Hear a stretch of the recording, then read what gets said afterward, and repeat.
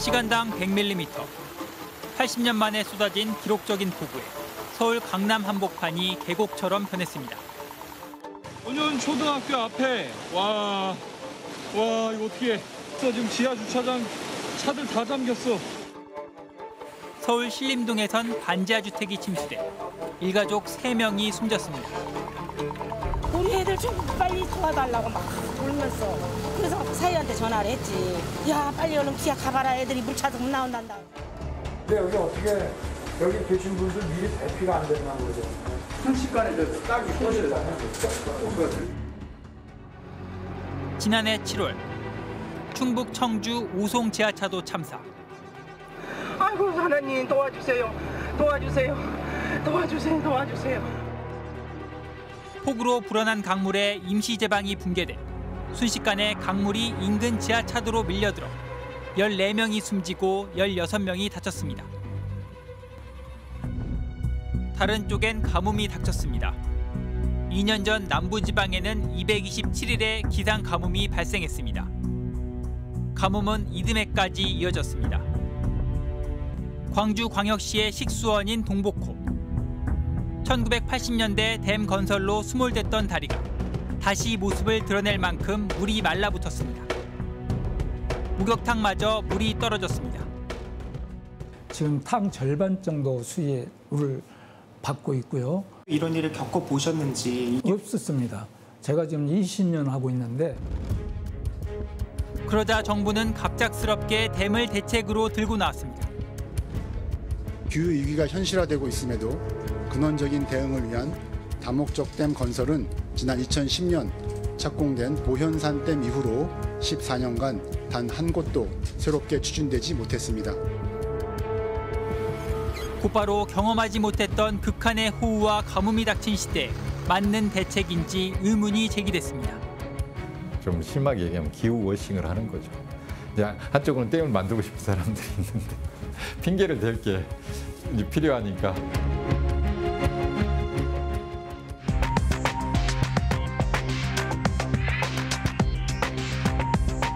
안녕하십니까, 이휘준입니다. 오늘 스트레이트는 기후 대응댐을 둘러싼 논란과 그 이면에 담긴 문제를 다뤄보겠습니다. 임명찬 기자가 나와 있습니다. 임 기자, 먼저 댐 건설 후보지로 지정된 지역의 반응을 알아볼까요? 네, 주민들은 댐 건설이 오히려 자신들의 삶을 말라붙게 만들 거라고 주장하고 있습니다. 왜 이렇게 반발을 하는지 댐 건설 후보지들을 찾아가 봤습니다. 칠갑산 자락에서 발원해 충남 청양 일대를 지나 금강 하류인 부여로 이어지는 지천. 주변 곳곳에 민가가 눈에 띕니다. 굽이치는 물길을 따라 상류로 올라가면 지천댐 건설 예정지가 나옵니다. 돌산 바로 밑에 이렇게 온폭 패해진데 그 위치. 그러면 저쪽에 그 설치를 하면 네. 만들게 되면 이쪽은 다 물에 잠기게 되는 거예요? 네, 저희 동네는 한 가구도 안 남고 다 잠깁니다. 지난 8월 27일 열기로 했던 주민 설명회.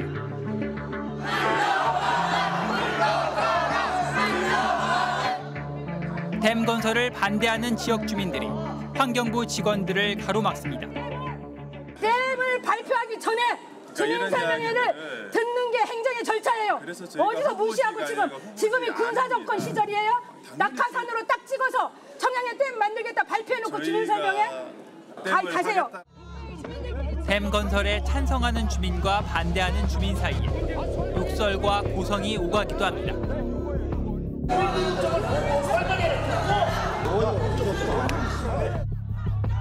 일부 주민들은 단상을 점거했습니다. 여러분들은 지금 불법행위를 하고 있습니다. 단상 아래로 내려가셔서 질서를 유지해 주시기 바랍니다. 결국 설명회는 무산됐습니다. 반대하시는 분들도 있을 거고 오늘 또 이 이야기를 또 저 이야기를 들으러 혹시 오실 분들도 있을 텐데 오늘은 저도 조금 전에 이제 군수님과 상의도 해봤지만 이렇게 상황에서는 정상적으로 이 주민 설명회를 개최하기가 힘들다는 생각이 듭니다. 댐 건설에 반대하는 주민들은 댐이 생기면 당장 농사 짓기부터 힘들어질 거라고 주장합니다. 댐이 막히게 되면은 이 안개가 청양은 높은 산이 있기 때문에 다 고랑으로 생겨가지고 안개가 늦게 거쳐요. 그렇기 때문에 농업에 큰 지장이 생길 수밖에 없는 거고 각종 규제니 생존 생활이 아마 굉장히 힘들어질 예상을 하고서 이렇게 반대하고 있는 겁니다. 지난 7월 환경부가 발표한 신규 댐 후보지는 모두 14곳. 이 가운데 5곳은 지자체 신청 없이 국가 주도로 선정한 곳이었습니다. 충남 청양 지천을 비롯해 충북 단양 단양천, 경북 청도 운문천, 전남 화순 동복천, 강원 양구 수입천입니다. 해당 지역 주민들은 반발하고 있습니다.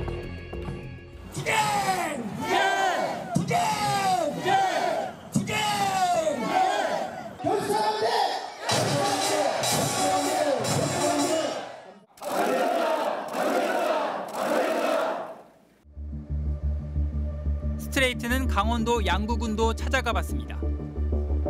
이미 소양강 댐과 화천댐, 평화의 댐 등으로 둘러싸여 육지 속의 섬으로 불리는 양구. 후보지 진입로엔 댐 건설을 반대하는 현수막이 여기저기 걸려 있습니다. 수입천의 지류인 두타연. 민간인 통제선 안쪽에 위치해 있어 군 검문을 통과해야 갈 수 있는 곳입니다. 총 4명이요? 총 4분이시고 있습니다. 통과하시면 됩니다. 예. 전후 60년간 사람 발길이 닿지 않다 보니 열목어와 얼음치 같은 천연기념물과 멸종 위기인 사냥과 사양 노루가 서식하는 천혜의 관광지가 됐습니다. 연간 최대 12만 명이 찾습니다. 그런데 댐 건설로 두타연마저 수몰될 위기에 처하자 주민들은 물론 지자체도 반대에 나섰습니다. 환경부 안대로 수입천 댐이 건설된다면 이곳이 수몰이 되게 돼서 양구군으로서는 관광객 수입이 크게 줄기 때문에 주민들의 경제적 타격이 매우 걱정되는 그런 상황입니다. 안개로 인한 농사의 어려움, 각종 개발이나 상업활동 제한 등 가뜩이나 댐으로 인한 제약이 많은 상황에서 또 댐을 짓겠다는 계획이 발표되자 주민들은 얼마나 더 희생해야 하냐며 거세게 반발하고 있습니다. 네가 아무리 와도 장마 한번 줘서 농촌 날리는 거 없어. 가물어서 농사 져서 말라서 농사 망가질 수밖에 없어. 그렇게 반대를 하는데 환경부에서는 주민의 말 들어보지도 않고 댐을 막는다. 말도 안 되는 소리지. 저 책상 머리에 앉아가지고 환경부가 뭔데 뭐.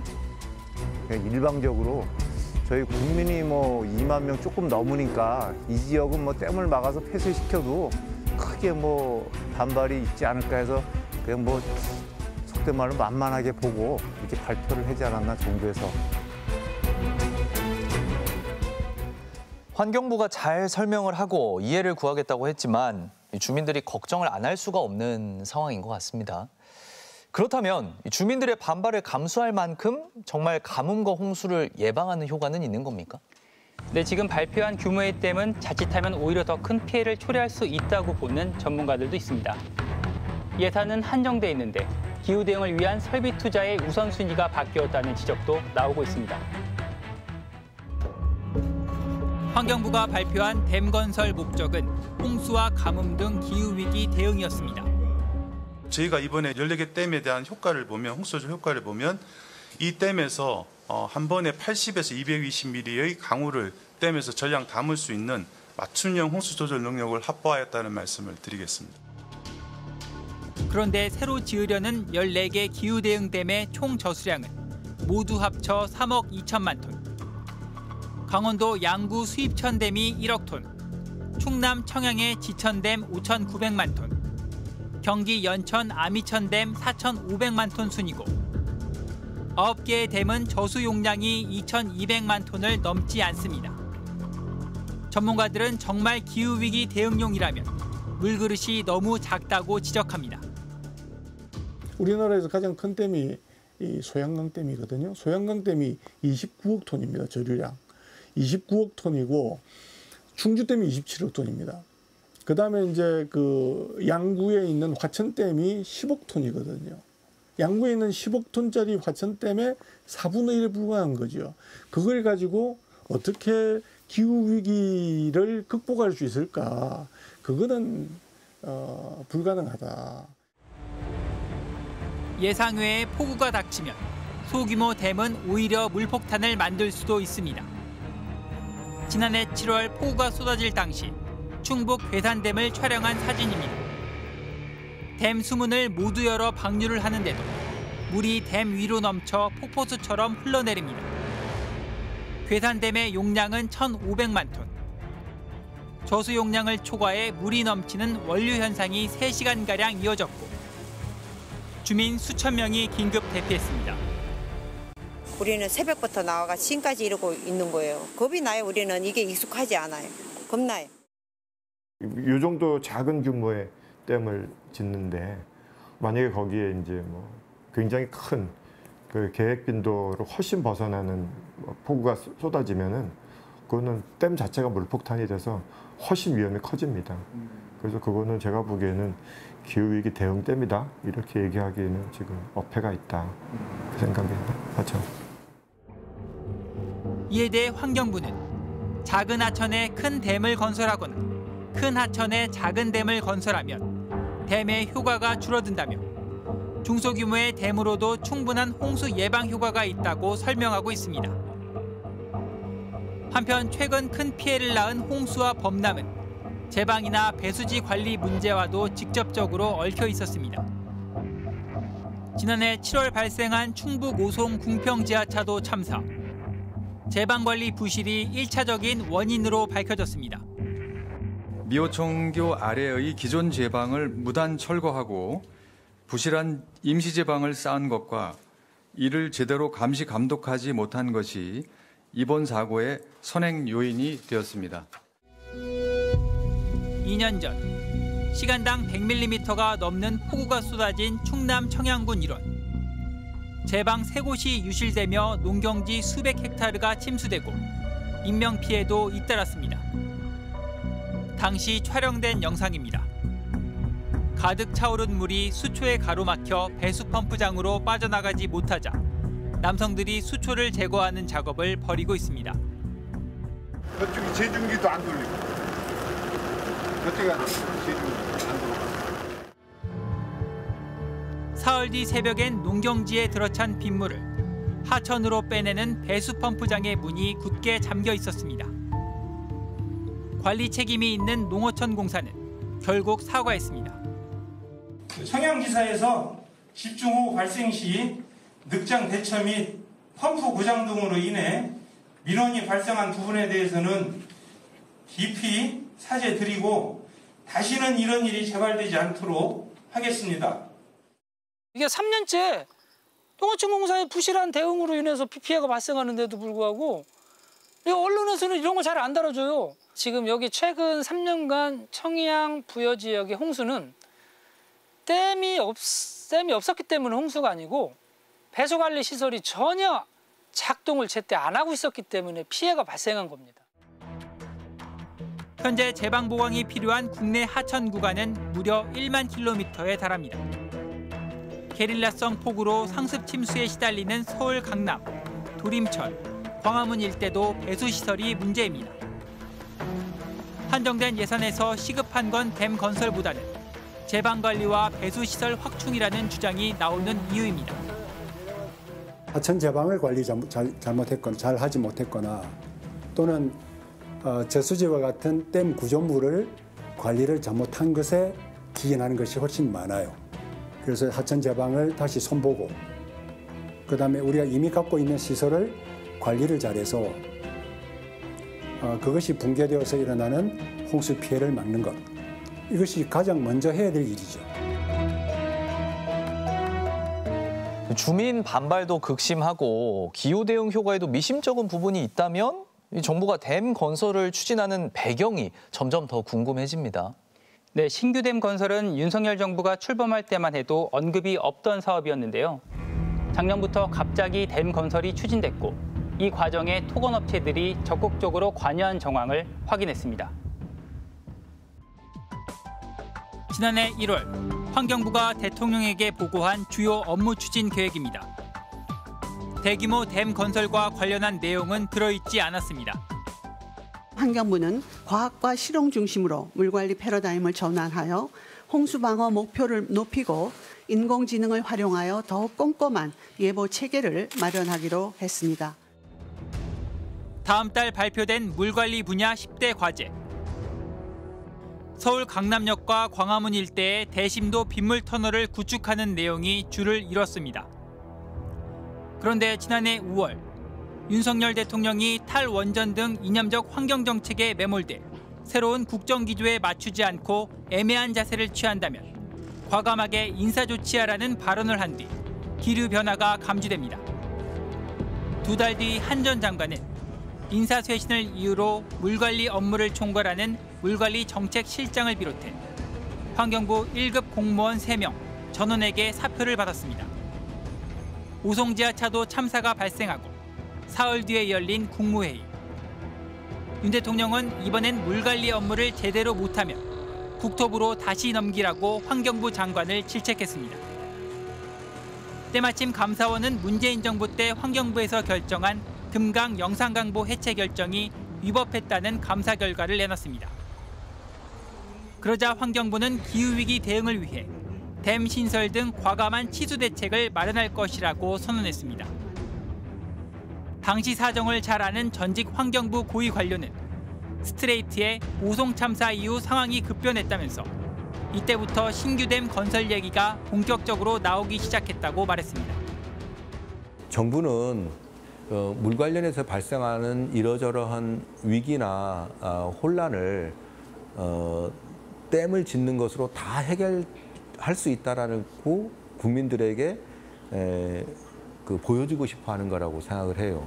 물 관리가 어떤 정부의 실패, 지자체의 실패인 것인데 이것이 기후 변화 탓이고 그리고 댐을 막으면 해결될 수 있는 것처럼 너무 쉽게 그런 책임을 떠넘기고 싶어하는 거죠. 사표 제출 후 공석이던 물관리 정책실장 자리에 국토부 출신 인사가 기용되면서 환경부의 신규 댐 추진은 속도가 붙었습니다. 그리고 올해 7월 신임 환경부 장관으로 김완섭 전 기획재정부 2차관이 임명됩니다. 기재부 관료가 환경부 장관으로 온 건 박근혜 정부 이후 8년 만이었습니다. 김 장관은 취임 불과 나흘 만에 신규 댐 건설 후보지 14곳을 발표했습니다. 지금부터 기후위기 대응댐 후보지안에 대해 말씀드리겠습니다. 총 14곳으로 다목적댐 3곳, 홍수조절댐 7곳, 용수전용댐 4곳입니다. 정부가 무더기 댐 건설에 나선 건 23년 만에 처음입니다. 국가 주도로 더 이상 대규모 댐을 건설하지 않겠다고 한 입장을 6년 만에 뒤집혔습니다. 그렇다면 환경부는 14개 댐 후보지와 규모를 어떻게 정한 걸까? 지난해 9월 환경부는 간담회를 열고 전문가 의견을 반영해 댐 건설을 추진하겠다고 밝힌 바 있습니다. 참석한 전문가들에게 물어봤습니다. 학계 출신의 한 참석자는 회의에선 댐 건설에 대한 원론적 얘기들이 오갔고 후보지에 대한 논의는 없었다고 했고 다른 참석자는 신규 댐의 위치나 규모 등은 논의를 한 적도 없는데 공식 발표가 나와 의아했다고도 했습니다. 그런데 후보지로 지정된 지자체에서 흥미로운 이야기를 들을 수 있었습니다. 지난해 10월 건설 엔지니어링 업체 관계자 2명이 찾아왔다고 했습니다. 작년 10월에 저희 군에 있는 하천 기본 계획하고 하천 정비 계획 자료 그거 수집하러 왔었어요. 그 당시에는 댐 얘기가 없었죠.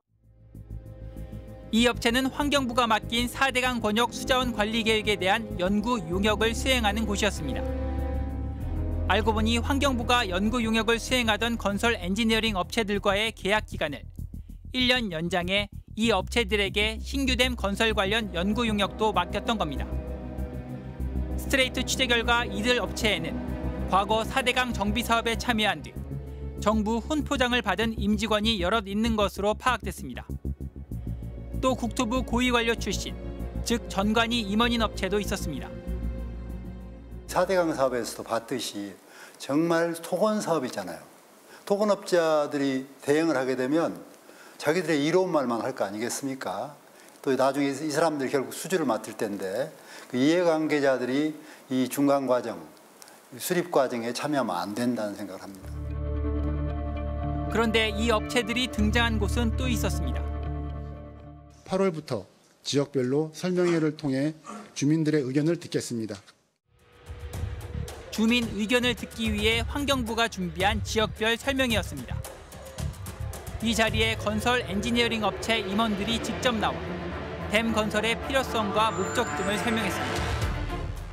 연결될 수 있는 이런 상황입니다. 그걸 먼저 염두에 두시기 바랍니다. 일단 저희가 검토한 위치는 용투천 중류에 있는 효자면 도촌리 일원이고 홍수 조절 점용입니다.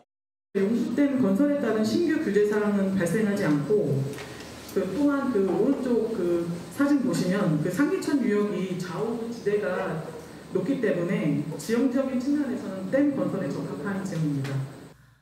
결국은 지금 환경부가 최소한의 절차나 최소한의 형식조차도 갖추지 못한 상태에서 갯댐을 개발하자고 하는 업자들을 불러서 그 일을 시키고 그들의 주장을 그대로 발표하고 있는 거고.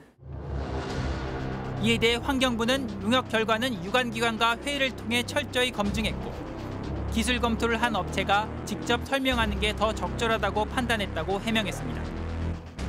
다만 검증을 한 공식적인 회의 기록은 남아있지 않다고 덧붙였습니다.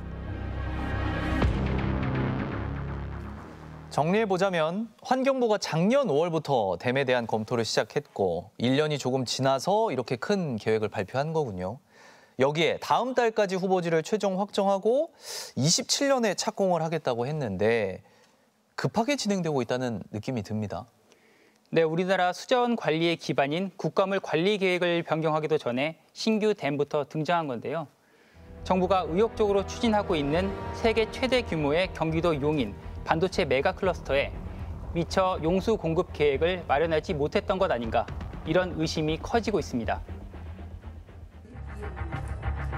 지난해 9월 전문가 간담회에서 환경부가 발표한 자료에 지역 수용성 확보 방안, 과거 수몰 지역 주민 반대로 사업이 중단된 사례가 많다며 사전에 지역 의견을 수렴할 필요가 있다고 돼 있습니다.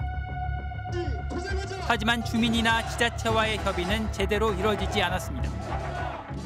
이제 환경부 물정책실장이 와서 그냥 이렇게 하려고 하는데 군수님 생각은 어떠십니까? 라고 해서 저는 아니 사방이 댐으로 둘러싸여 있는데 거기서 무슨 댐을 만드냐. 잘못됐다. 차라리 양구군을 다 수몰 시켜라. 그러면 가능하다까지 제가 이제 말씀을 좀 드렸어요. 그게 얼마나 우라통 터져요. 전혀 없었고요. 저희도 그 보도자료 통해 가지고 봤어요. 전혀 저희한테 사전에 협의된 바는 없어요. 저희가 신청한 적도 없고요. 우리나라의 최상위 물관리 계획은 5년마다 변경할 수 있는 국가 물관리 기본 계획입니다. 국가 주도의 댐 건설도 이틀 안에서 추진돼야 하는데 가장 최근 세워진 21년도 계획엔 신규 댐을 건설한다는 내용이 없습니다.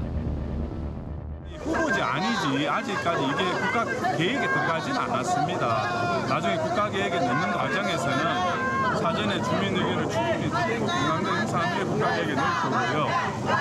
국가 계획에 넣기 위해서는 국가물관리위원회에서 국가 계획과의 부합성을 평가합니다. 일종의 제가 보기에도 꼼수죠. 선우가 바뀐 거고.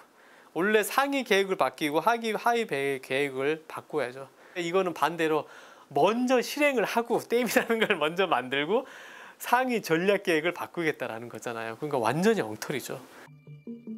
이렇게 국가 물관리 계획을 추월할 만큼 서두른 이유는 뭘까? 새롭게 생기는 반도체 클러스터에 필요한 물을 미리 고려하지 못했기 때문이라는 해석이 나오고 있습니다.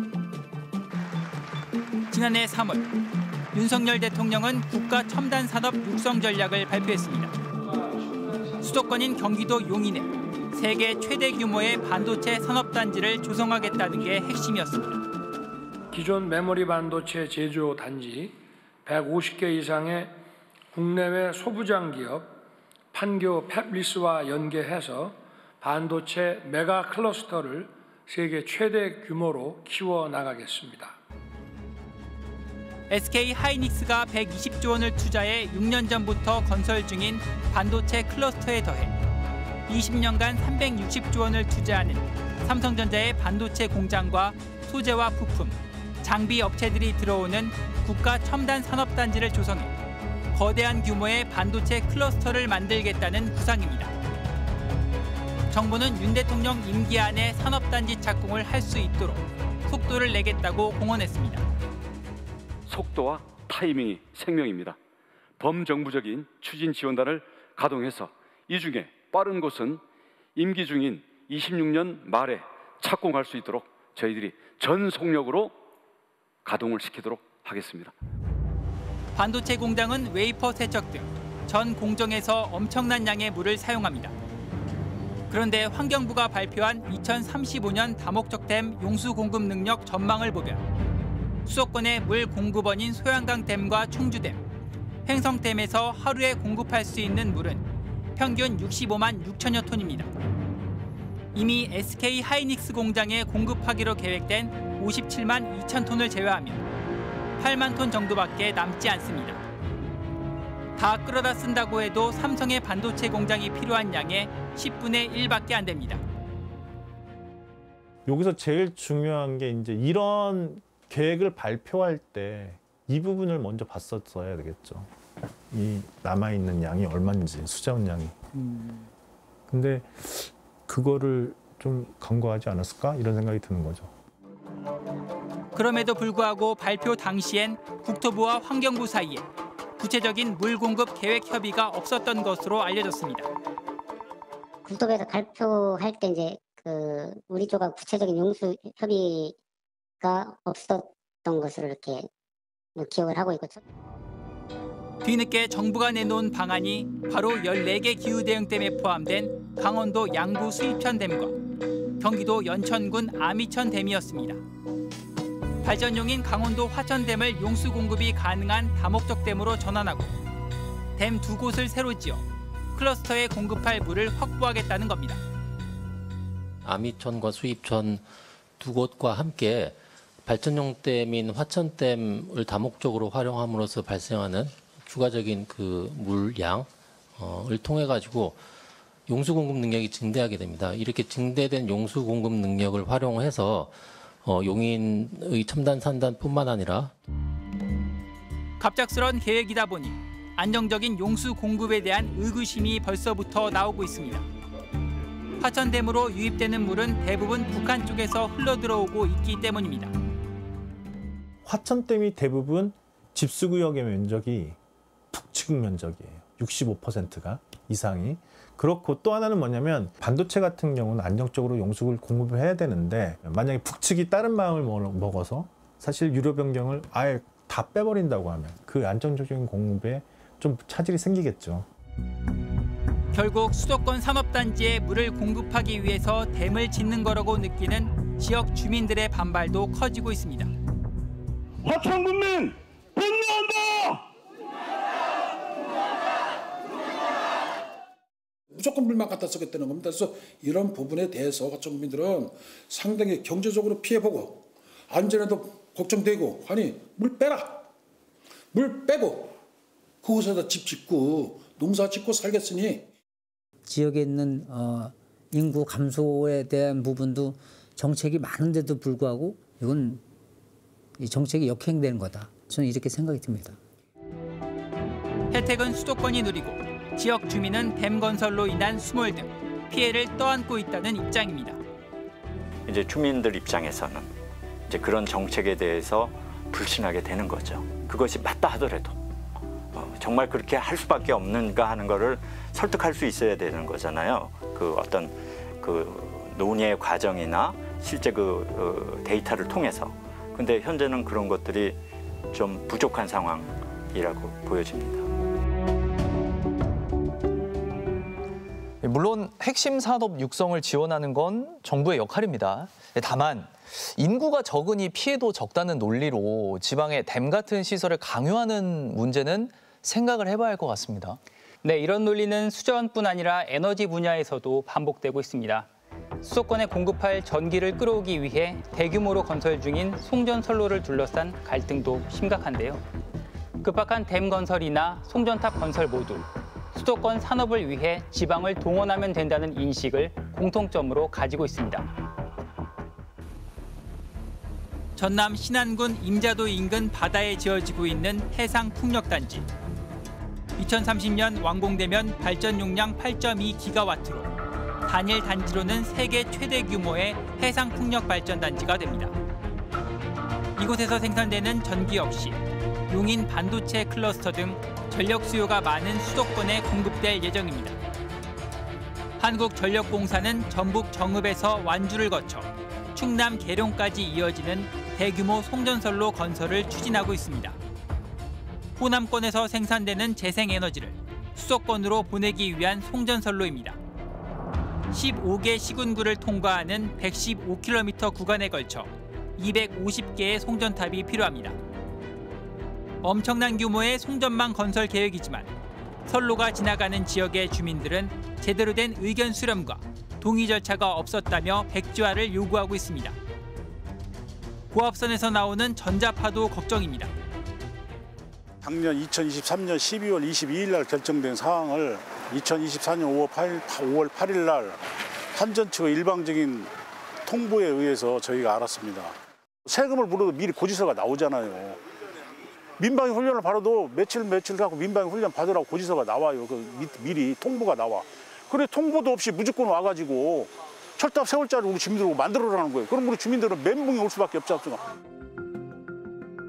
우리나라의 전력 발전과 유통 소비는 원자력 발전소나 태양광 발전소 등이 집중돼 있는 지방에서 전기를 생산하면 긴 거리의 송전선로를 통해 전체 전력 소비의 40%를 차지하는 수도권으로 전기를 보내는 구조로 돼 있습니다. 송전 과정에서의 에너지 효율을 좀 떨어지잖아요. 송전의 어떤 에너지 효율성 문제라든지 여러 가지 사회적인 문제를 해결하는 가장 근본적인 해법은 에너지를 생산하는 곳에 에너지가 필요한 업체들이 들어와야 된다. 그러다 보니 갈등이 반복됩니다. 경북 밀양 송전탑 사태.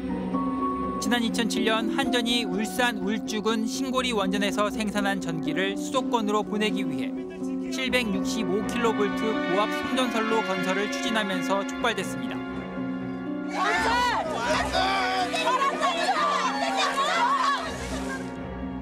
한전과 주민들 사이에서 10여 년간 이어진 갈등으로 주민 2명이 목숨을 끊었고 마을 공동체는 완전히 파괴됐습니다. 국가 공권력에 의해서 공동체가 파괴된 지역에는 깨진 접시와 같다고 생각돼요. 절대 다시 합쳐질 수가 없는 그런 보이지 않는 그런 선이 딱 그어져 있더라고요. 인재 확보의 어려움 때문에 기업들이 수도권 입지를 선호할 수밖에 없다고 하지만 방법이 없는 건 아닙니다. 만약에 정말 최고급 인력이 필요로 하는 연구소라든지 이런 것은 수도권에 둬도 되지 않냐. 공장에는 그 공장을 운영할 수 있는 수준의 인재들만 들어올 수 있게끔 하면 되지 않냐. 그러면 장기적으로 볼 때는 지역 거점 대학들이 있기 때문에 그 거점 대학 중심으로 해가지고 인력을 양성해도 되는 거거든요. 실제로 세계 최대 파운드리 반도체 업체인 대만의 TSMC 공장은 북부 신주 외에도 중부와 남부 도시 등 대만 전역에 분산 배치돼 있습니다. 절치부심하고 있는 반도체 강자 인텔은 미국 오하이오주 농촌 지역 인구가 1만여 명에 불과한 뉴 올버니의 대형 반도체 공장을 건설 중입니다. 삼성하고 지금 가장 경쟁 관계에 있는 이제 우리가 TSMC를 보면은 대만 같은 경우 이제 타이베이가 북쪽에 이렇게 위치를 하고 있는데 공장을 보면은 전국에 이렇게 흩어져 있는 그런 형태를 보이고 있습니다. 그리고 특히 이제 우리 동양 외 서양 쪽을 보면은 미국이나 유럽이나 이렇게 한 곳에 몰려서 이제 공장을 짓는 그런 경우는 거의 없거든요. 한국전력은 최근 태양광 발전 시설이 많은 호남과 제주 지역에서 신규 발전 시설을 제한하기로 했습니다. 송전선 용량이 발전 용량을 따라가지 못하고 있다는 이유였습니다. 지방 생산, 수도권 소비라는 에너지 유통 구조가 이제 신재생 에너지 전환에까지 제동을 걸고 있습니다. 우리가 장기적으로 과연 이런 수도권의 전력 수요를 위해서 계속 지방에서 전기를 생산해서 수도권으로 그 전력을 보낸다는 이런 과거의 이런 전통적인 관행을 계속 우리가 지속할 수 있느냐. 그 한계에 우리가 도달했다라는 거죠. 기술적으로도 그렇고 사회적으로도 그게 더 이상 좀 용납하기 어려운 이제 상황까지 우리가 좀 도달하는 것이 아니겠는가 이렇게 생각이 듭니다. 일단 정책을 밀어붙이면서 발생하는 문제는 지방을 동원해 해결하는 게 아니라 수도권 집중과 지방 위축의 악순환을 깰 방법을 고민하는 게 정치의 역할 아닐까요? 탐사기획 스트레이트, 다음 주에 뵙겠습니다.